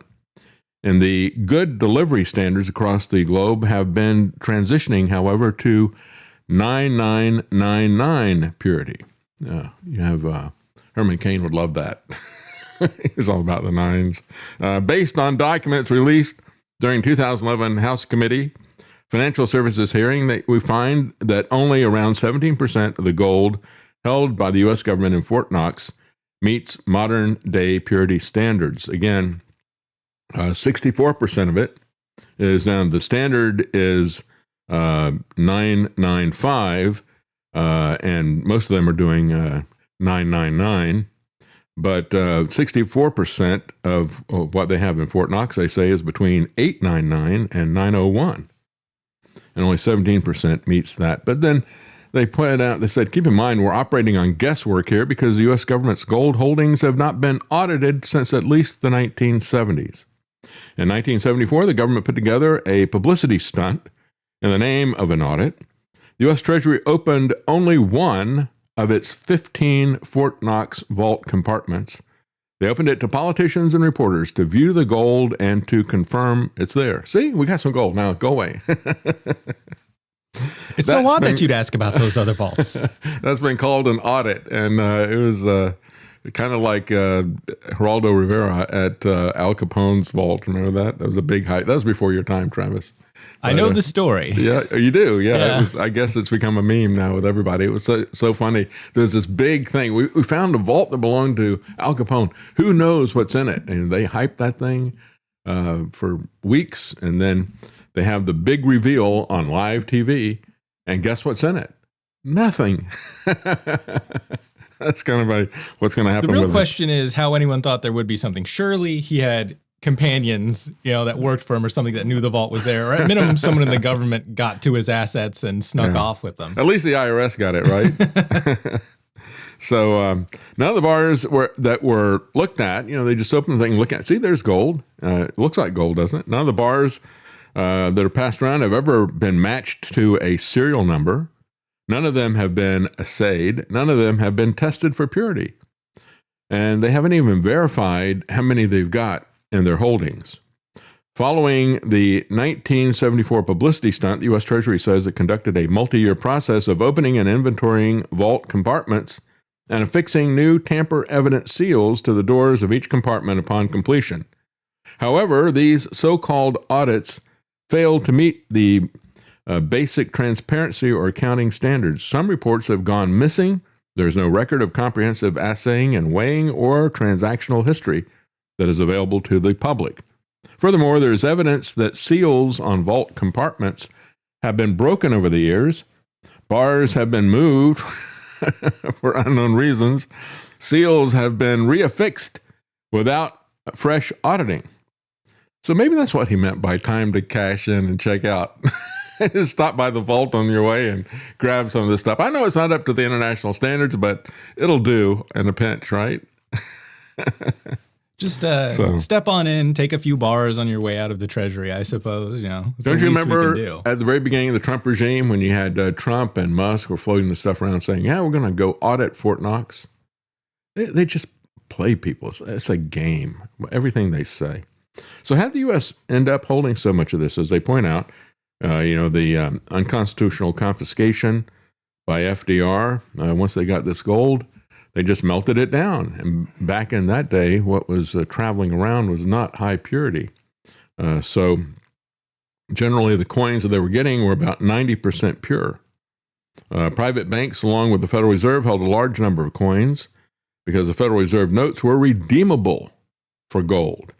So the government just melted them down, put them into bars, and they're supposedly sitting in the Fort Knox vaults, but we don't even know that. What happens if you walk up to the Federal Reserve and try to redeem your dollars for gold now? Can you be like can you show up and just like, I'd like to trade this in, please? Yeah, well, they'll give it to you. Maybe they give you the discount of the $44 per ounce, right? I'd like to buy the gold at $44 per ounce from the Federal Reserve. Maybe that's something they only offer for employees of the Federal Reserve. You get a Fed discount. You sell out enough of your countrymen, you can get a huge discount on gold. Yeah, that's what they mean by the discount rate. Well, Mises editor Ryan McMakin says the U.S. Gold Reserve is a legacy of theft and lies. Point out the gold reserve was never intended to be a static, untouchable hoard of the U.S. government. As a matter of fact, they were not supposed to print anything either. And so when you look at it, this is a government that is so corrupt. They managed to not only create a worthless fiat currency, but they managed to even corrupt the gold that they hold. That's how they corrupt everything that they touch. I guess it's kind of the opposite of the Midas touch. Right? And so again, you can get real gold and you can hold it yourself. And you can do that at davidknight.gold. That'll take you to Tony Arterburns' Wise Wolf. Tony's not joining us today. He is traveling to and from a conference that he's going to, but he'll be with us next week. And just remember, you can do dollar cost averaging with Wise Wolf, the wolf pack that they have that's there. You can do dollar cost averaging. And right now things have calmed down, but that was a very important thing, to do that over a period of years. It's a savings program. You can set this aside. Don't depend on the government's hoard. Have your own. Stack it yourself. And you can do that. You go to davidknight.gold so he knows that you're coming through us. And it'll take you right there to Wolfpack. And you can sign up for to Wise Wolf, I should say. And you can sign up for Wolfpack if you would like to. So let's take a quick break if you can go over the comments. We have comments, yes. We have Cole360 says, happy birthday, DK. Funny how InfoWars is closing on DK's birthday. Well, at the last minute, guess what? They pulled that out. So, yeah, fake news always about this stuff that's happening there. But, yeah, you look at it, and I don't know what these people think they're going to do with that. I don't see how that's going to be something that's can be monetized at all. And it's not a lot of money either. I mean, they're looking at, I think it's $80-something thousand a month to rent, to pay rent to have the access to the website. But, it was going to be millions of dollars, but there's nowhere close to getting this $1.4 billion, maybe that's what Alex raised, but they're not going to pay that. They haven't paid him a cent as far as I could tell. Not a cent has gone to anybody out of this lawsuit, but Alex has used that large theoretical judgment. He's used that to raise a great deal of money. And who knows where that $9 million single transaction from Bitcoin that they talked about in the trial, who knows where that came from? I don't know, but anyway, don't know what's going to happen with them. Yeah. I'm Marty, says, take heart, DK. I'm several days over 80. I feel like 79. That's great. Pezzonovante 1776 says, Ronald Lauder has served as president of the World Jewish Congress since 2007. At his WJC perch, Ronald Lauder has called for the criminalization of speech under the guise of calling speech with which he disagrees anti-Semitism. Well, that is the standard approach that we see. And we've got a guy who is a U.S. senator who's talking about this Comey stuff. I'm going to get to that after the break. And what he's saying is, there's hate speech. We got some things even worse than that. There's danger speech. He's actually trying to create some new category of evil speech that in order to come after Comey. The reality is, folks, that there is no speech from anybody about anything that is as dangerous as censorship. We should make a T-shirt out of that. No, there is no dangerous speech. There's no speech that is as dangerous as censorship is. That's the bottom line. We're going to talk about that when we come back. And we have a Syrian girl says, problem with impeachment is who is waiting in the wings to take over. I really don't see any help coming to us until Christ comes to rule from the throne of his Father. That's right. Yep. That's right. That's what our trust is in, and that's why we don't despair about this stuff. But we can do what we can do, and that is, again, with the right people, and it's not easy to get it done. I'm not saying that it is, and it's impossible in some jurisdictions. But if you've got the right people in place at the local and state level, you can have people who are going to stand in the gap and nullify some of this tyranny that is coming from Washington. The only good news is, of course, it'll be really difficult for us economically when this Ponzi scheme called the federal government and the Federal Reserve collapses. But if and when it does, that would break their power to bribe governments to do the wrong thing. They are not issuing orders in defiance of the 10th Amendment, really. What they're doing is they're bribing. This is what we saw throughout the lockdown. They're bribing state and local governments to do their bidding, just like they do for schools, and offering them a bribe. And then once they get hooked to it, they use it as blackmail. If you stop doing what you did to get the money, we're going to pull that money away. And people have gotten used to it at that point. They don't think they can live without it. That's the way they control people. Yes. And we have Atomic Citizen 865 says, my father bought his first home for $47,000 with a 14.78% interest rate on a $2.75 an hour union pay wage. Those days are gone, folks. Yeah, the problem is, all these numbers change so radically, but when you start to look at the amount of time that you work, for your mortgage or these other things, we break it down into the cost of your labor that goes into it. We're getting very poor based on government policies that are there. We're going to take a quick break, and I just want to remind everybody that Mary Ellen Moore at freemindfilms.com has graciously offered to match donations today, because we're getting at the end of the month, and we started the show at about 75% of the gas gauge, and so she was very kind to offer to do that. And just want to remind people that they have several different documentaries that you can see at freemindfilms.com. And we had a trailer for, what was it called? Shadow Ring. Shadow Ring, thank you. And an excellent video. Of course, you can buy them there, or you can watch them for free with commercials. And they're very important and a very important tool to educate people. I think it's important for us to keep our ear to the ground and understand what's going on a day-to-day basis. But we have to understand the long-term context of all these things. And that's what Shadow Ring really lays out there. And she's got a lot of great people in that documentary. G. Edward Griffin is there. You got Gerald Celente. You got Chuck Baldwin. These people understand what the long-term perspective is. And we're going to take a look at the long-term perspective as well. When we come back, we're going to take a look at what's going on with OpenAI. We'll be right back, folks. Real quickly, I just want to say thank you to DG8. He says, David, happy birthday and God bless you and your family. Let's all pray this country repents and accepts Jesus Christ as Lord and Savior. Yes. And also an update from Jason Barker. Tony's traveling, but Jason and Ashley will be hosting Tony's show right after this. Oh, cool. So it'll still be going. Okay, great. So right after this show, and that is on... America Unplugged on Rumble.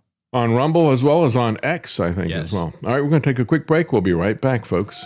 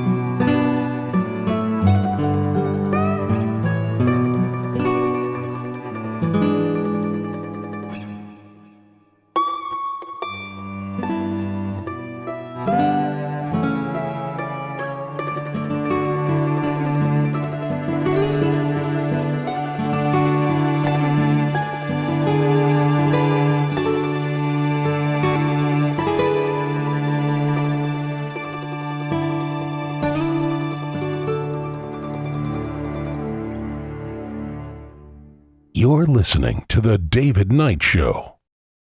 Hear news now at apsradionews.com or get the APS Radio app and never miss another story.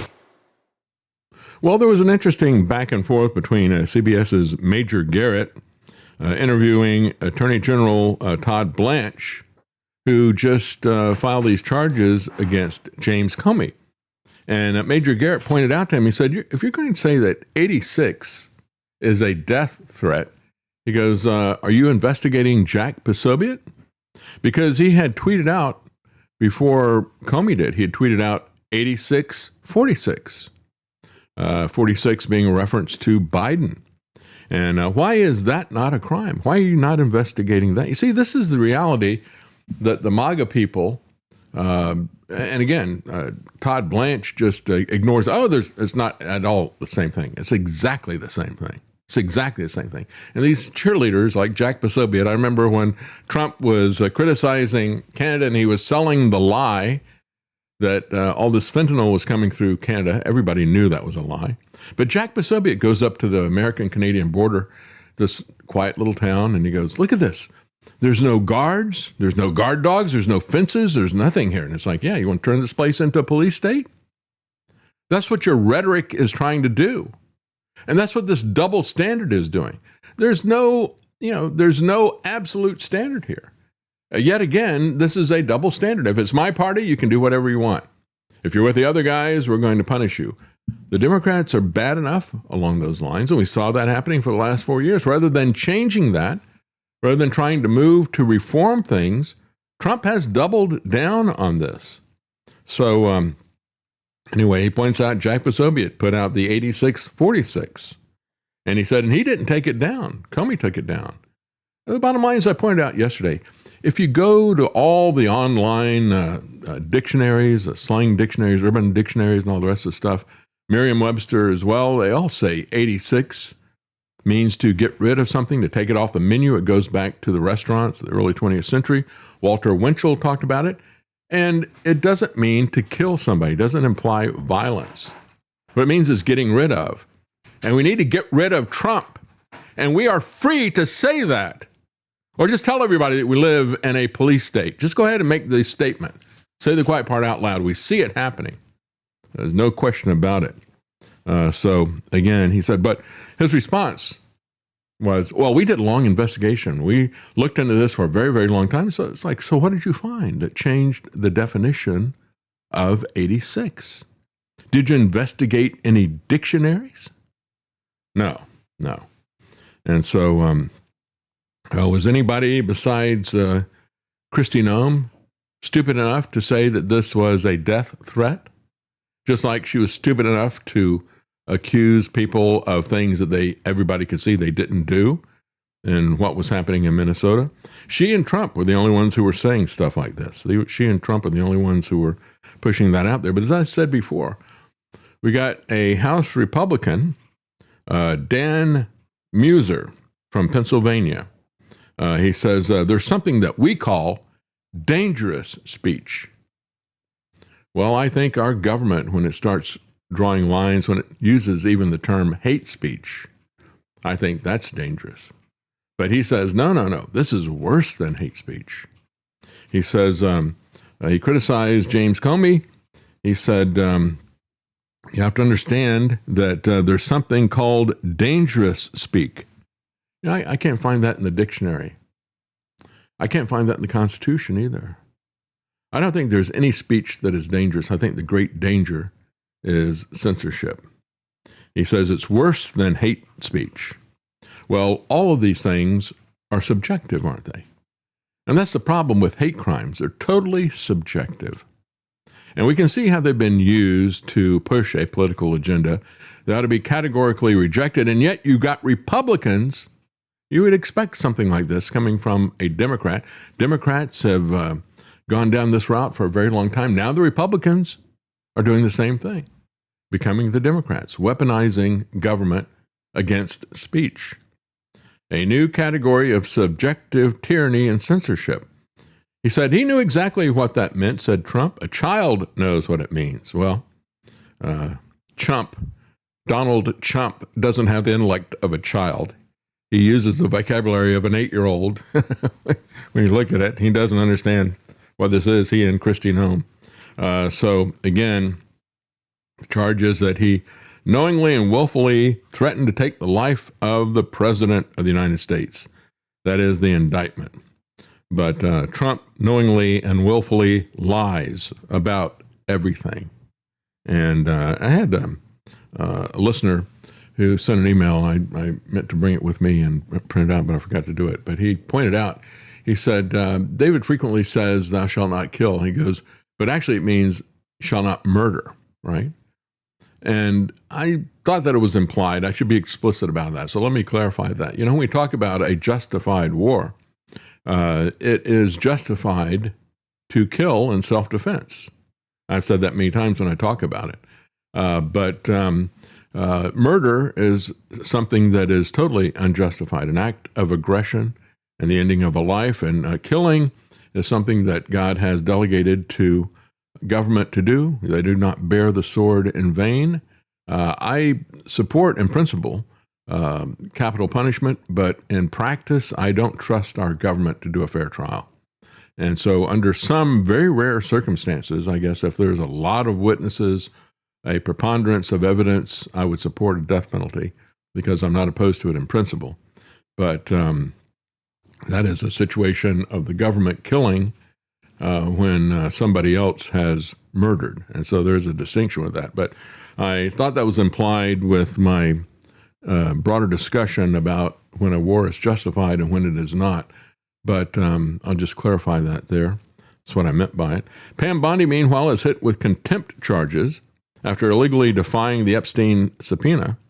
And so again, will anyone who talks about Trump's long history of public debauchery with Jeffrey Epstein, will we now be guilty of dangerous speech? Because if people don't like Trump, they might do something, right? Well, it is what it is. Deal with it. You've got a dangerous president who is setting dangerous precedents. And we have the right and the duty to speak out about that. So again, Bondi illegally defied our committee, skipped her deposition, and has refused to cooperate. Regardless of her job title, her testimony and her cooperation are crucial. The survivors of Epstein's abuse deserve answers, and the American people deserve the truth. Again, Trump is going to move heaven and earth to go after his enemies, people he doesn't like, people who, in many cases, unjustly came after him. He's not going to push reform, but he wants to get even. And he's going to come after James Comey, but he's going to protect the Epstein elite because he's one of them. Oversight Democrats are taking the lead on holding Bondi in contempt because Chairman Comer is trying to run out the clock, and we refuse to let this administration stop our investigation. But in reality, they don't have the power to do anything. That really resides in the Department of Justice. So Trump's Department of Justice has argued that Bondi doesn't have to testify because she's no longer the Attorney General. Talk to Bannon about that, right? He thought that because at one point in time he was in the Trump administration, he could invoke executive privilege. No, you can't. That doesn't mean anything. The question is, what does she know? And the question is, what did she do? Those are things that follow her, whether she is in government or not. As I said before, we got Al Gore, who is flipping yet again. He's saying we're looking at a possible new ice age. Al Gore warned a Hollywood audience, and again, he's referring to one of their fictional films that showed an ice age. And so on the basis of that, and on the basis of a tabloid newspaper article, he's now pushing a different kind of fear. He's saying that the Gulf Stream might collapse within the next 25 years, leading to an abrupt and devastating new ice age. Did he just pull up the day after tomorrow and show it to people? Like, look, this is what's going to happen. Let me see what the movie was here. The movie was, The Day After Tomorrow. That's it. You got it. Yep. Uh-huh. You've seen that garbage? Oh, yeah. It's a fairly entertaining movie, but it is literally all about, Oh, global warming actually causes everything to get cool because it melts the polar ice caps, thereby cooling the oceans, causing the Gulf Stream to collapse, and that causes a superstorm, which freezes everything, basically. Yeah, right. Well, the first 8 years or so of the climate MacGuffin were all about a new ice age. And what they were selling was depopulation and control, population control in both senses of the word. We're going to dictate what you can and cannot do, as we've seen so many times, right? And we also want to reduce the number of people that are out there.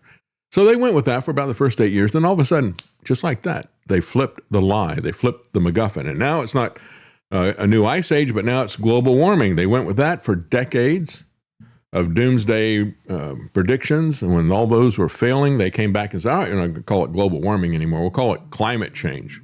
We don't know what's going to happen, and we're not going to make these kinds of predictions anymore, but you should be afraid that it's going to change somehow.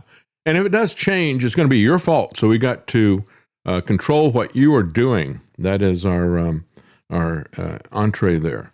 And of course, Al Gore is old school. He feels like he's got to make predictions. And he's been doing this kind of thing. This goes back to 2009, as a matter of fact, where he was telling this group of lies.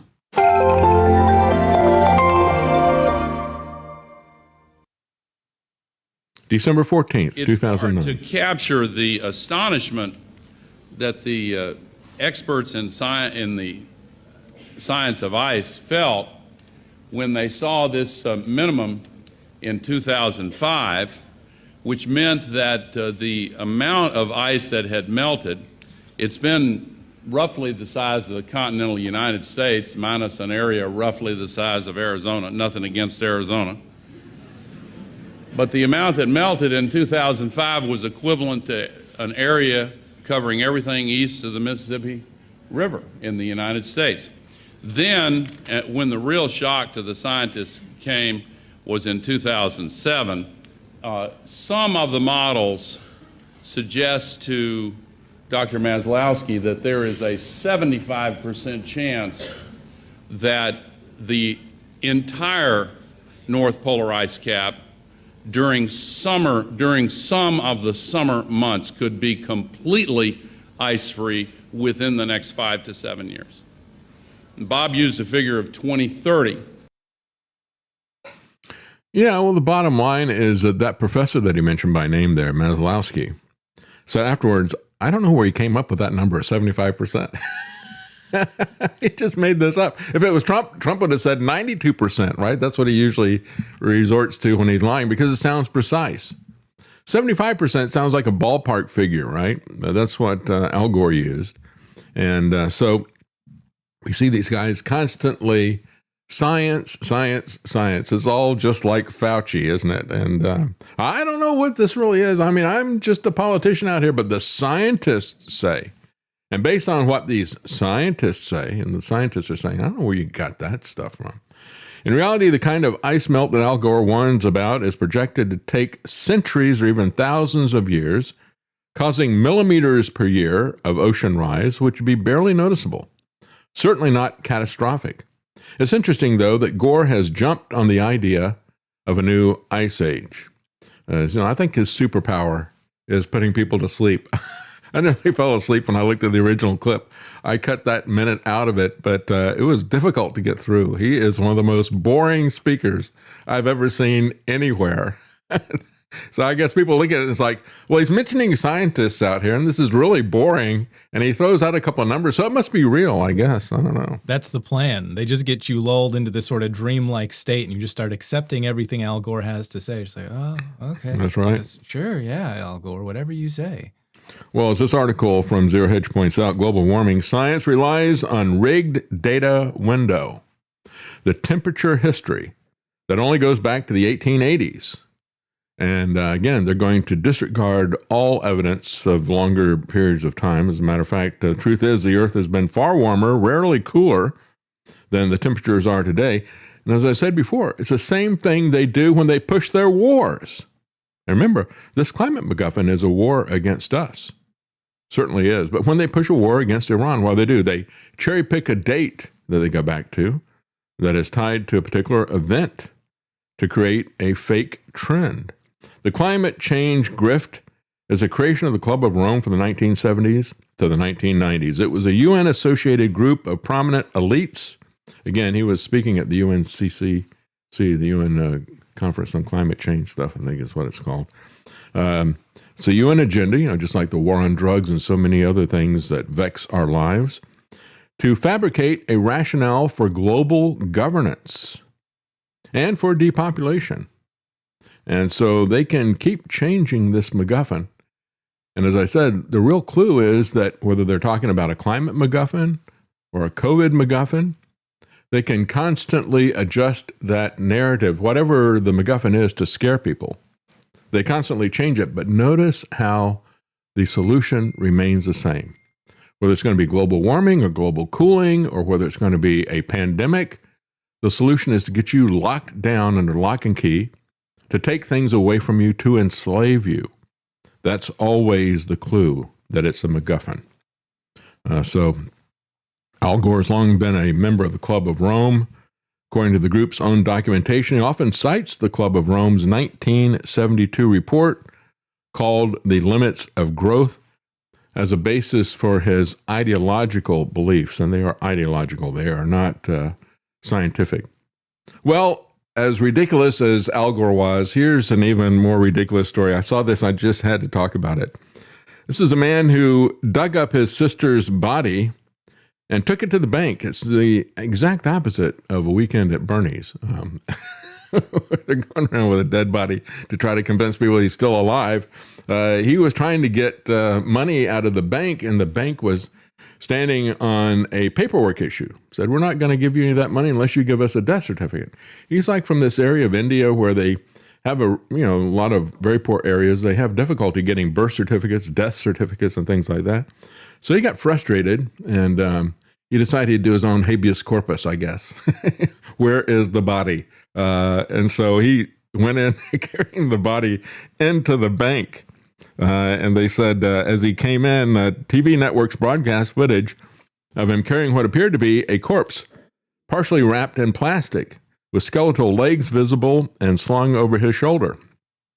This created a highly distressing situation at the premises, said the bank officer.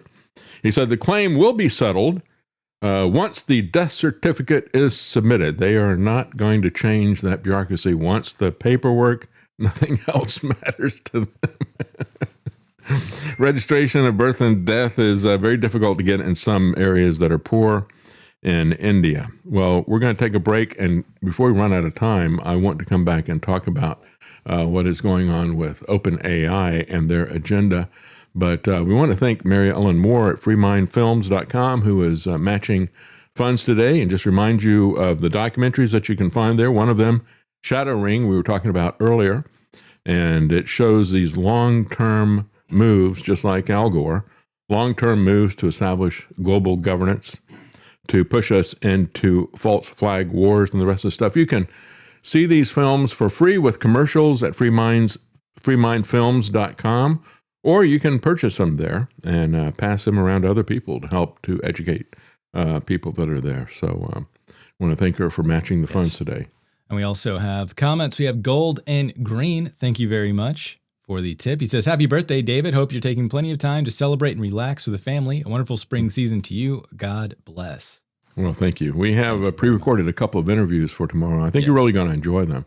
Very, very interesting. One guy who was an ATF agent of all things. And we had a lot of broad-ranging discussion about prohibition, because they get into cigarette, tobacco prohibition, as well as gun prohibition. There was some stuff in there about civil asset forfeiture. You know what I think about it. So I didn't challenge him. I just let him put out his viewpoint of it. I think it's very interesting. But he worked for them for a couple of decades, had a very interesting undercover investigation. In other words, he's not part of the regulatory people that go around and look at the books of gun stores and shut them down, or, measuring the length of your barrel. But he was out there working with people to try to infiltrate these gangs, like the Gambino crime family was one of them. And the informant that he was using got betrayed by the government. Surprise, surprise. And he wrote a book about that betrayal. And he also wrote another book about all the different businesses that they created, storefronts in various communities, so they could entrap people that were there. That is most likely going to be turned into a series. a TV series. And so the talks are still ongoing, and you know how these things work out sometime, but it would be an excellent series. It's an excellent book, and it's a very interesting discussion. Of course, we also have Sheriff Mack, and Sheriff Mack, we broadened that out from local control, importance of sheriffs and judges. We got an interesting story about a conflict between a sheriff and a judge. But we also talked about the JFK assassination in light of the security issues at the White House Correspondents' Dinner. And so a couple of good interviews coming up tomorrow. Join us tomorrow as well. But, anything else you want to say before we go to break? Yes. For Love of the Road is gifted 10 subs on Rumble and 13 subs on Kick. So thank you very much for Love of the Road. Thank you very much. Yes. And of course, you can see the donation that he gave us, and probably need to get that a little bit closer to you because it's hard to read it in the background there. But it's an illuminated sign with a David Knight Show, and that was a gift of For the Love of the Road, too. We really do appreciate that. Yes, we Thank do. you. And Jason Barker, thank you very much. Very generous. Says, happy birthday, David, and thank you, Mary Ellen Moore, for matching the tips today. Yes. Thank you. Yes. And, of course, we have... We have homesteadproducts.shop wishing you a happy birthday. Well, and thank you. Of course, want to let everyone know that they do have a sale going on right now for the Hydration Electrolyte Drink Mix Organic Acai Berry flavor. Kai, I think is the way you pronounce that. I've heard it both ways. Oh, yeah? I choose the one that's more ridiculous, most likely to be true. That's a good way to put it, yeah. Well, anyway, that's a really, however you pronounce it, that is a very nutritious berry. Yes. And I didn't know that it was also a hydration electrolyte. That's really good to know because, you know, you go out and you get Gatorade or some of these other things, they're loaded with all kinds of other stuff that you don't really want to have. So that's a great thing to have. Yes. And love the natural products that he's got there. Yeah, they have really good products. Go check this out. It's not just enough to be drinking water, and it's not just enough to be getting electrolytes. You want electrolytes that have potassium in it as well, because potassium actually helps the water get into your cells. You can drink a ton of water, but without those two things, you're not going to be hydrated on the cellular level. So go check it out. Yes. All right, we're going to take a quick break, and we'll be right back to talk about OpenAI.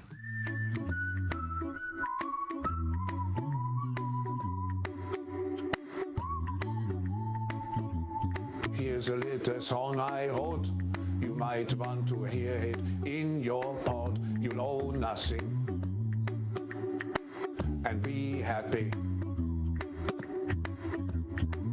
Ain't got no cash, ain't got no car, but 24 booster shots in your arm. Owe nothing. Be happy. You can't even buy shit in the store because of your low social credit score. Oh, nothing. Be happy.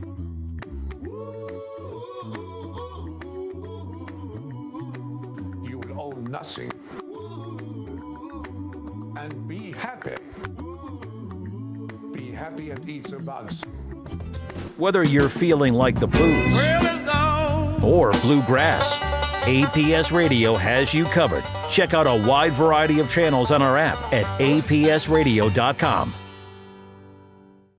All right, welcome back. We have OpenAI not only involved in a lawsuit right now with Elon Musk, but Scam Altman and his company have put out several documents talking about their principles and how wonderful superintelligence that they're designing is going to be and how it is going to serve mankind. Heard that before, haven't we? Industrial policy for the intelligence age. Ideas on keeping people first. You know, when I look at that, the intelligence age, what does that bring to mind? You know, I look at that and I think of surveillance, right? Like the intelligence community is going to be watching everything that you do. That's really, I think, the hallmark of OpenAI. And of course, there is no mention at all anywhere throughout this. He talks about all kinds of ways that, well, you know, it's going to take everybody's jobs, but we'll set up universal basic income. We'll create sovereign wealth funds, and we'll do all this kind of stuff. Don't worry, you know, you'll be happy. You'll own nothing, but you'll be happy. Nowhere in any of this is there any sense or discussion of how this stuff will be abused. Nothing at all about individual liberty. They start out their document by saying, in just a few years, AI has progressed From systems capable of narrow tasks to models that can perform general tasks people used to need hours to do. Now we're beginning a transition towards superintelligence. He defines that as AI systems capable of outperforming the smartest humans, even when they are assisted by AI. So even with AI, we're not going to be as smart as AI. Think about that, the illogical statement that we have there. He said the promise of superintelligence is extraordinary. Just as electricity transformed homes, the combustion engine remade mobility, and mass production lowered the cost of essential goods, superintelligence will speed up scientific and medical breakthroughs, significantly increase productivity, lower costs for families by making essential goods cheaper, and open the way for entirely new forms of work, creativity, and entrepreneurship. Nothing at all about the opportunity for the police to set up a surveillance state, for the government to audit every aspect of your life constantly in the smallest details. Oh, nothing at all about that. We all saw that starting to be rolled out with Doge when that came through. And so he throws out, here's just 3 different areas that he breaks this down to, which kind of reminded me of something. See if it reminds you of anything. We're going to share prosperity broadly, mitigate risks, and democratize access and agency. I looked at this and I thought, that kind of sounds to me like when Satan tempted Christ. What did he do? He says, first of all, he looks at prosperity broadly. He says, command these stones be made bread, right? And that's basically what he's telling you, that the AI is going to turn the stones to bread. But they always appeal to your love of money and prosperity, don't they? The next thing is mitigate risk. The next thing that Satan said to him is, throw yourself down. God will send his angels to bear you up, right? Well, that's, mitigate risks. Don't worry about it. Just go fast and break things, and AI will clean up the mess for us. And then the final one is democratic access and agency. You too can live like a king. You too can have slaves. We're going to provide you with robotic slaves and artificial intelligence to do your work for you. You'll live like a king. You'll be like a king, which was the third thing that Satan tempted Christ with, this kind of kingship power that is there. So they're constantly laying these types of things out. They said we need to make sure that data centers don't raise the electric rates for individuals, and we need to have some common sense AI regulation. Whenever you hear somebody talk about common sense regulation, what they're saying is, I want to do something radically prohibitive. I want to give the government all new powers. It's just common sense regulation, right? You hear that about gun control. You hear that about everything as a catchphrase. And so, we're going to have some common sense AI regulation. We're going to make sure that not only are they not going to raise your prices for electricity at these data centers, but they're actually going to be creating jobs and paying taxes. Well, we've seen one particular case, I didn't go into it in detail, $77 million at a data center that was going to create one job. Yeah, one job. In normal times, he said the case for letting markets work on their own is very strong. But see, these are not normal times. I love the free market, but in this particular case, we just can't rely on the free market. So let's bring in some industrial policy. That's the title of the paper here. Well, industrial policy, what he means by that is government picking winners and losers. We've seen that before, haven't we? Crony capitalism, corruption, fascism. That's what the government picking winners and losers looks like. But he said, no, industrial policy can play an important role when market forces alone are not sufficient. We just can't trust the marketplace. This is a guy who famously went to Congress, he and another CEO of an AI company, and they said, this is just so important. It's going to be the lifeblood of your empire, right? You're going to have this, because if you don't and the other guys do, they are going to be the ones who are going to control everything. So you're going to it's very important. It's so important that you've got to subsidize it, give us money. But it's also so dangerous that only people like us can be entrusted with it. That is always the message. You know, we can't trust the free market. We can't trust our competitors, but you can trust us. As a matter of fact, you have to give us the people's money. Thank you so much for joining us. Thank you so much for your support.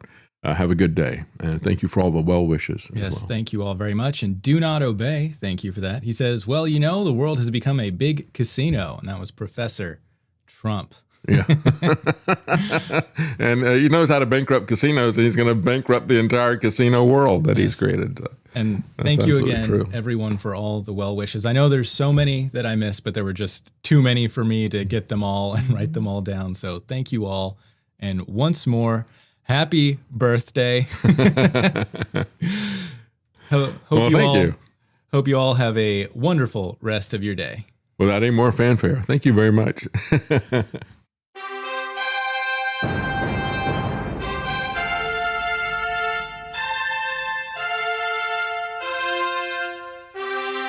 The Common Man. They created Common Core to dumb down our children. They created Common Pass to track and control us. Their Commons Project to make sure the commoners own nothing. And the communist future. They see the common man as simple, unsophisticated, ordinary. But each of us has worth and dignity created in the image of God. That is what we have in common. That is what they want to take away. Their most powerful weapons are isolation, deception, intimidation. They desire to know everything about us while they hide everything from us. It's time to turn that around and expose what they want to hide. Please share the information and links you'll find at thedavidknightshow.com. Thank you for listening. Thank you for sharing.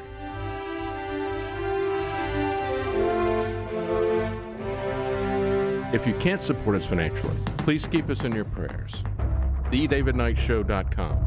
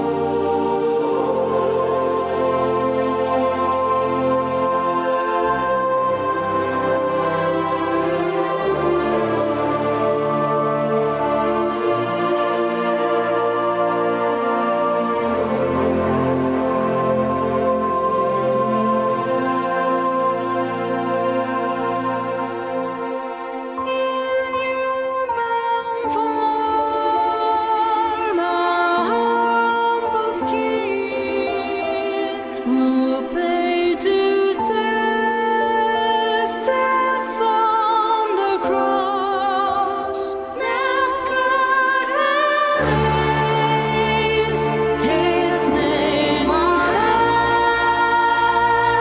the name above all other